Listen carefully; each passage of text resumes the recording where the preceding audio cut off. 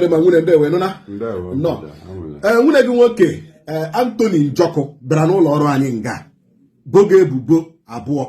Nke mbụ na ya nọ South Africa ga-ele ala niile enwere family nnoketere resichaa ya na agha alụzi agha alụ n'ụlọ gaa na-ewerezi threat of life buso ya agha.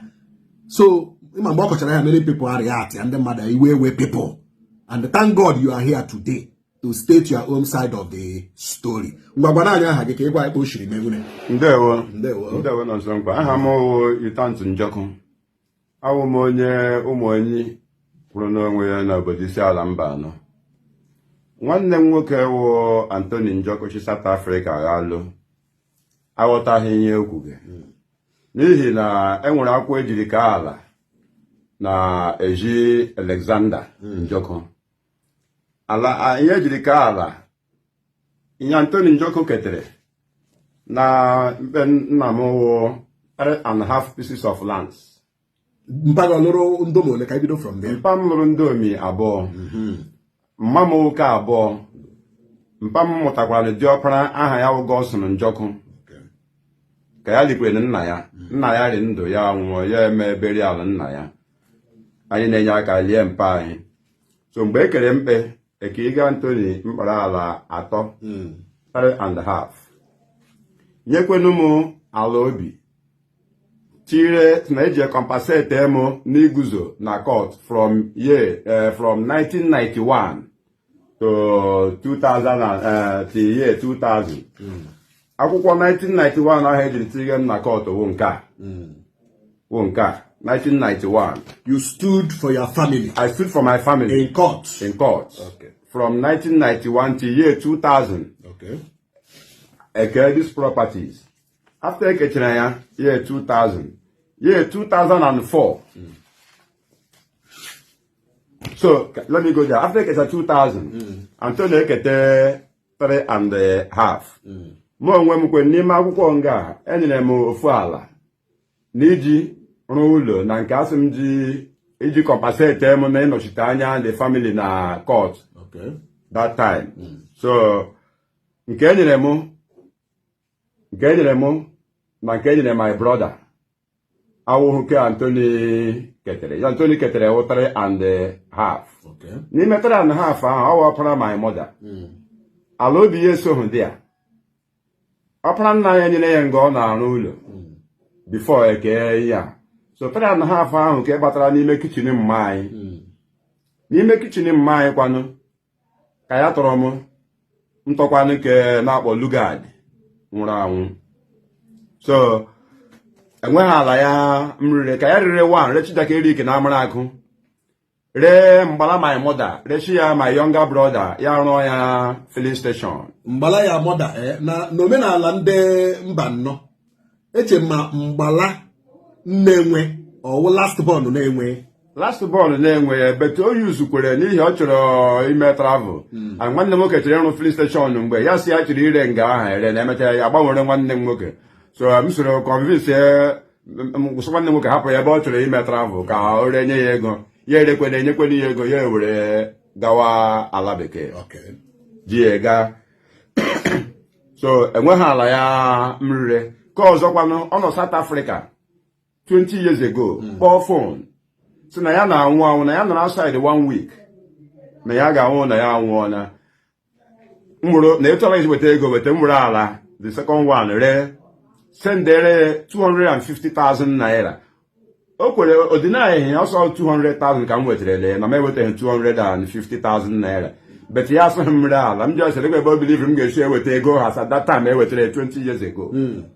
N'ọkwa na ala ka m ji weta ka ọ ghara ịnwụ n'obodo oyibo. So ekecha ala ahụ year 2004 apọsụlụ ewuru m the same person ewere the case ala ndị ahụ gaa ha court site na customary court amara akụ ruo customary court of appeal Owerri. The documents are here. Okay, ọzọ my younger sister wụ last born mụ na ya wụ Ogechi Njoku. I promise oge echi njọkụ. She was a graduate mecha youth service. Nwetabeghị ọrụ ya nwụọ. Elikwere ya n'aha Anthony Njọkụ. But site n'ọrịa ya ruo n'ọnwụ ya o wetaghị 1 naira. Anthony Njọkụ a nwanne ọpara nne ga ọ nọ n'ụlọ mgbe nwanne ga arịa ka ọ n'obodo oyibo. Ọ nọ South Africa. Agbakwara ya akpọgwa ya o wetaghị 1 naira, o wetaghị 10 kobo tụlee egwugide ya lichaa ya. Mma mụrụ ụmụ na ya arịawakwa wezi nne Florence Njọkụ arịawakwa. Akpọkwara ya gwa ya na ọrịa ga-arịaga. Onweghị ihe ọbụla o mere tiri mkpọrọ dị uma ngacha Mbaise na ka ebe na Mbaise onye ama Jehova na-etiriti mmadụ ana m agba ebe ahụ everyday gbagide elicha dị uma na nwụọ o wetaghị 1 naira elichaa ya ma n'ọrịa ma n'ọnwụ ya. Nwunye ya nọ n'ụlọ. Eji m naanị mma m nwere ụmụ nwoke atọ anya atọ jicha nwaanyị n'ime ndị omi atọ ahụ nọcha n'ụlọ ọdịke na ọdụ ije. But eji m naanị onye leta mmadụ nkwụga 20,000 naira from 2015 till 2020 my mother nwụrụ. Nkwụga 20,000 naira every month. Onye ọbụla wụ onye ụmụ enye anyị dị aware. Ma nwunye ya ma ọjị ma mmanya ti mama nwụọ they didn't contribute. So mgbe anyị na-aga court niile my brother sị na reason ya ji ya na ya burula agbara tige n'ime ala ahụ datmanụ dọga. Onye yi na ya ga-azụ ala ọ ga-etiri agbara onye chọrọ obi na Nsarafin. Onye chọrọ obi na otu ilu agbara ọ ga-egide ya hapụ ga agbara nga ahụ gawazie. So ka ala anyị ghiri ifushi ihe niile ghiri ifushi. M continue the struggle m bidoro 1991. Bidoro the struggle bidoro 1991 my family sendere m to. So I can't go back by this time.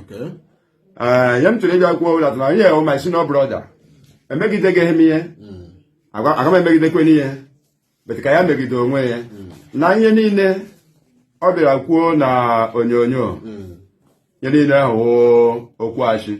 Eze anyị kwanụwa eze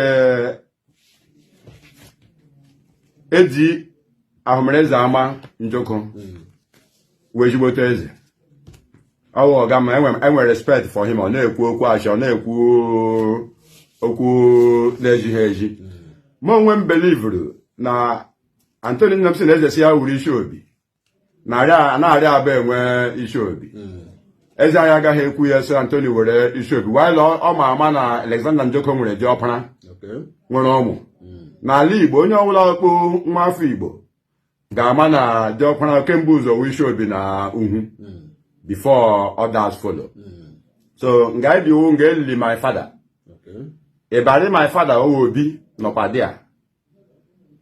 Ụlọ ochie nọ nga ahụ ụlọ 2 rooms. M capture after the death of my father. You onwe ya my small brother arụ n'ụlọ. My younger brother arụ n'ụlọ. I have no house. N'akwaghị m attach na nke ahụ. My brother nwere 9 rooms. This Anthony nne m rụrụ 9 rooms ọrụrụ with palọ. O meghị m accommodate na ya, o meghị my younger brother accommodate na ya. Ya emeji only 2 rooms yi na nwunye ya bata ọ rara ịbara anyị. So my younger brother arụkwa ụlọ oke ya. M ga-aga manage that 2 rooms there my father bi na ya ma nwụọ with my mother. M ga-aga mejigharịa ya biri na ya.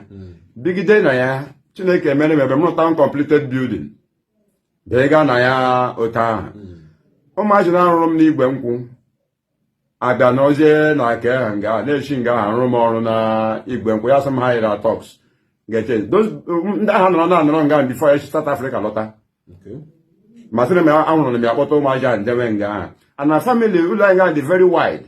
Naanị m nọ there after the death of my brother. Naanị m nọ there. So mụ onwe m nidikwe ndị ga na-abịa nọ nso a na-ara nne. So enwe mmegidere ya. Enweghị ogbugbu m chiri igbu ya ene. Arịkwana ala ya nrire.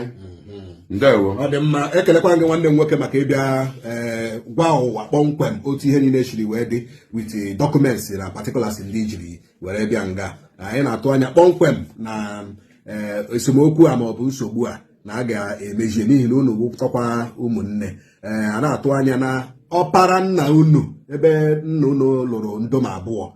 Ọpara nna unu andọ ebe ahụ ọchị ị na gị ya ugbu a ebe ahụ ọchị gị na ya zọga by law by tradition gịnị a na-abịa ekwesịghị ịnọrị nga aha anọ because nna nwere ọpara from the first wife amami na-aghọta so aga m achọ ka unu mejie ya emejie olee okwu ikpeazụ nwere ike ịtụpụ kpọmkwem tupu anyị abịa ya nwere ike ịtụpụ na ụmụ nwa ndị ka ha na my father wụ otu nne alụpụchara ma ndị ka amara aka ma agbajie ma ndị ka alụwa n'ụmụ nkwọ so mgbe ha hụrụ ihe ahụrụ na aka nọ nso nkwa na medium nọ nso nkwa ha onwe ha bịakwute anyị na ọdụrụji so na gịnị ka ha nụga ihe Antoni ekwuchakwa otu o siri kwuo nga ụmụnne m ahụ ajọọ m wepụtachi akwụkwọ ndị a ha gwa ya si ya na first na before na o bu ụzọ withdraw na isi obi nga okenye na o withdraw that one first because na